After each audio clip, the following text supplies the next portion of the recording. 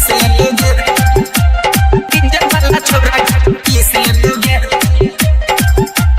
DJ वाला छोरा kiss लोगे। Radhe music recording studio Surat. Music vibe DJ Umesh Sukhipur. सज के सबर के छोरी फीट रहेगे, सज के सबर के छोरी फीट रहेगे, हाँ फीट रहेगे। तोरा डीजे वाला छोरा गाल पर किस लेतोगे, तोरा डीजे वाला छोरा गाल पर किस लेतोगे। सज के सबर के छोरी फीट रहेगे, सज के सबर के छोरी फीट रहेगे, हाँ फीट रहेगे। तोरा डीजे वाला छोरा गाल पर किस लेतोगे, तोरा डीजे वाला छोरा गाल पर किस लेतोगे। डीजे वाला छोरा किस लेतोगे, डीजे वाला छोरा किस लेतोगे।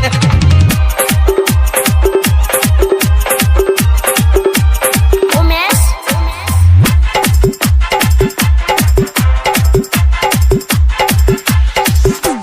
सौखी के शादी में आई है गे रतिया, डीजे वाला छोरा दे तो नाक के नथिया।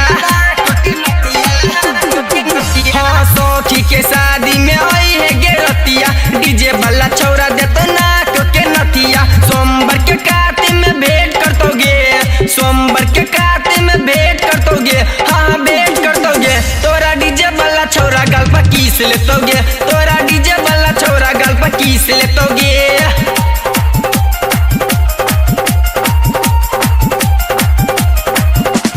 किस लेतोगे, किस लेतोगे। Music vibe DJ Umesh Sukhipur. नैना से नैना तोरे से मिले तो प्यार से जान कहीं कबले तो, हाँ नैना से नैना तोरे से मिले तो प्यार से जान कहीं कबले तो। फुलल फुलल गाल तोर मीस देतोगे, फुलल फुलल गाल तोर मीस देतोगे, हाँ मीस देतोगे। तोरा डीजे वाला छोरा गाल पर किस लेतोगे, तोरा डीजे वाला छोरा गाल पर किस लेतोगे।